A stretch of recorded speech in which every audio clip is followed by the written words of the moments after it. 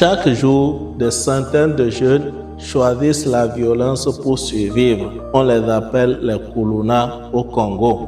Mais qui sont-ils vraiment? Est-ce des criminels nés ou des victimes d'un système qui les a abandonnés?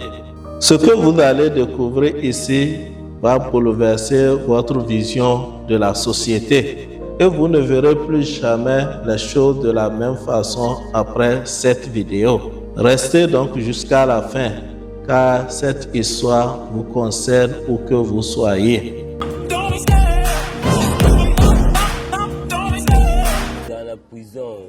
Être en prison, c'est pas une si mauvaise chose.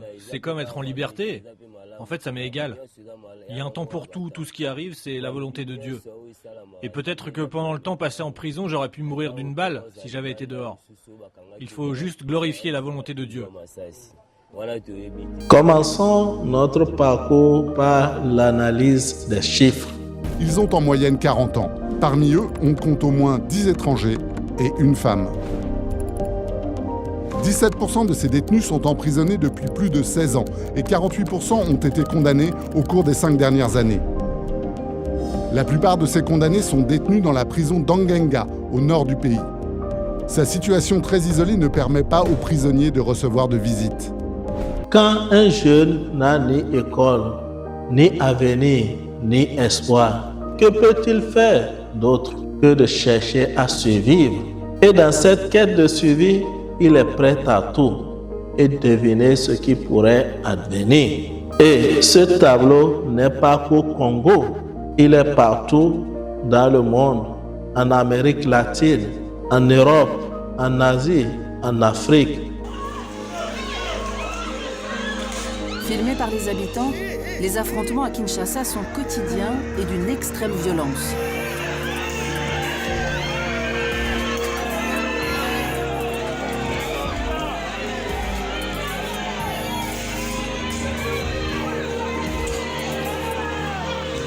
Mais qu'est-ce qui peut être à la base d'une telle situation? Si nous allons être sincères dans nos analyses, nous allons comprendre que le vrai problème, c'est la pauvreté, c'est l'injustice sociale et l'absence de programmes d'éducation honnêtes. Alors, si nous ne faisons rien, ces réalités continueront à créer des générations perdues ici et partout ailleurs dans le monde. Mais malgré la pertinence de ces problèmes, l'espoir est permis.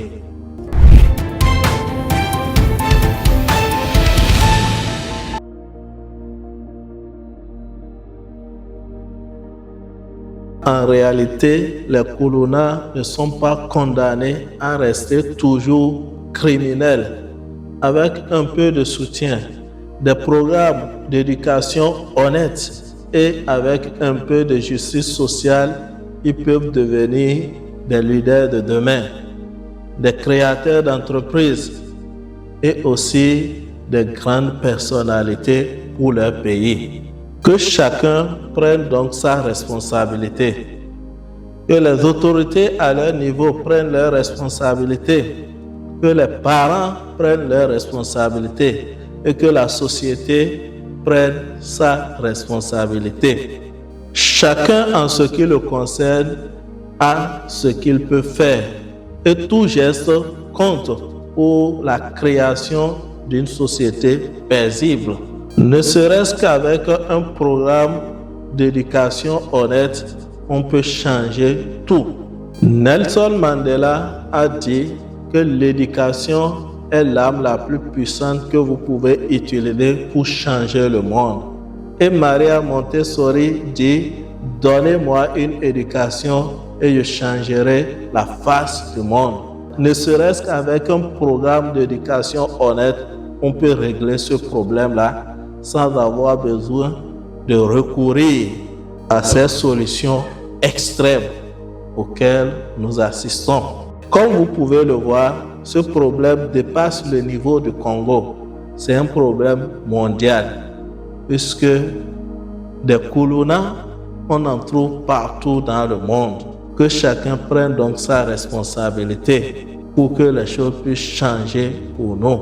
Alors, si la vidéo vous a inspiré, je vous invite à liker, à partager la vidéo avec d'autres personnes pour les sensibiliser et surtout, abonnez-vous à la chaîne pour ne rien manquer de nos prochaines publications. Et comme toujours, agissez, car vous serez payé pour ce que vous faites et non pour ce que vous connaissez. À très bientôt.